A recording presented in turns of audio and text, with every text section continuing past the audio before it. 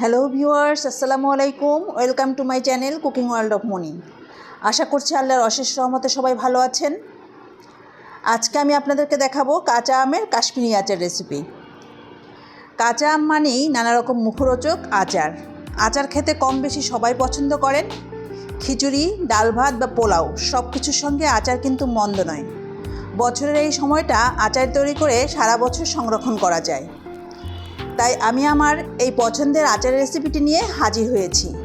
চলুন তাহলে দেখে নেই কীভাবে তৈরি করতে হয়। এখানে আমি 1 কেজি পরিমাণ কাঁচা আম ধুয়ে ছোট ছোট পিস করে কেটে নিয়েছি। কাশ্মীরি আচারের আমগুলো সাধারণত এরকম লম্বা পিস করে কেটে নেওয়া হয়, তাই এভাবে কেটে নিয়েছি। একটি বোলে বেশ খানিকটা পানি নিয়েছি, এর মধ্যে 1 টেবিল চামচ লবণ দিয়ে দিচ্ছি। এবার এর মধ্যে আমগুলো দিয়ে দিচ্ছি। আর আটি শক্তওয়ালা আম নিলে এই আচারটা ভালো হয়। আমার এই আমগুলো ফ্রেশও ছিল আর আটিও শক্ত ছিল, কিন্তু কাটার পর কেন যেন কালো কালো হয়ে গেল। আচ্ছা, যাই হোক, রান্না করলে তো আর কালো থাকবে না। এখন লবণ পানিতে ভিজিয়ে 1 ঘন্টার জন্য রেখে দিব। আর নিচ্ছি আদা। আমি ছোট এক টুকরো আদা নিয়েছি। আমি একটু ডিজাইন করে কাটার জন্য এভাবে কেটে নিয়েছি। এবার এটাকে আমি পাতলা করে স্লাইস আপ করে নিচ্ছি।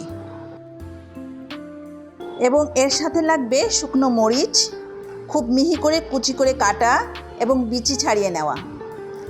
এই কাজটাও কিভাবে আপনারা করবেন সেটা দেখানোর চেষ্টা করছি। নিশ্চয়ই আপনারা আরও ভালো করে পারবেন আশা করছি। আমি এখানে 5টি শুকনো মরিচ ব্যবহার করেছি। মরিচ যদি খুব ঝাল হয় তবে কম ব্যবহার করতে হবে।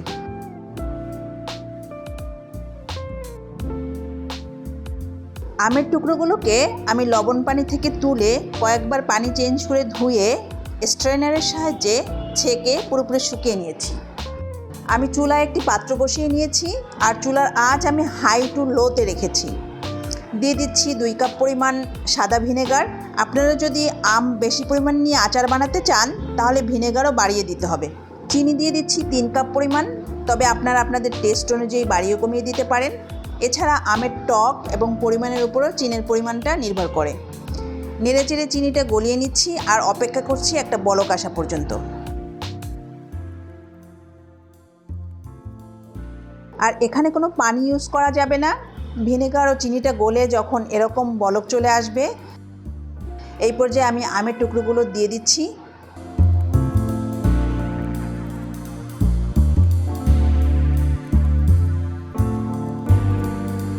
আর দিচ্ছি 1 চা চামচ পরিমাণ লবণ। চুলাটা আমি হাই টু লোতে রেখেছি। হালকা একটু নেড়ে চেড়ে দিচ্ছি আর অপেক্ষা করছি একটা বলক আসা পর্যন্ত।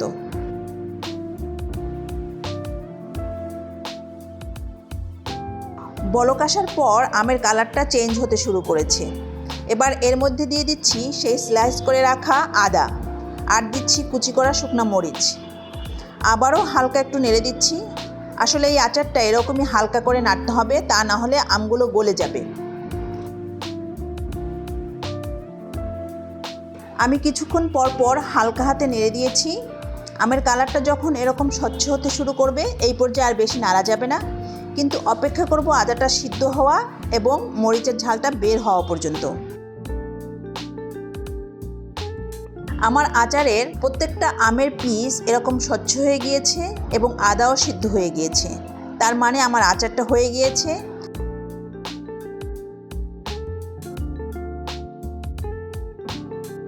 এবার চুলাটা বন্ধ করে আচারটা পুরোপুরি ঠান্ডা হওয়া পর্যন্ত অপেক্ষা করব। এই আচারটা আপনারা যে কোনো কাচের জারের মধ্যে ভরে নর্মাল তাপমাত্রায় রেখে প্রায় 1 বছর সংরক্ষণ করে খেতে পারবেন। তো হয়ে গেল আমার খুবই সহজ এবং অল্প উপকরণ তৈরি কাশ্মীরি আচার। যদি ভিডিওটা ভালো লেগে থাকে প্লিজ লাইক এবং শেয়ার করবেন। আর কাইন্ডলি আমার চ্যানেলটি সাবস্ক্রাইব করে পাশে থাকবেন সব সময়। দেখা হবে পরের ভিডিওতে ইনশাআল্লাহ। আল্লাহ হাফেজ।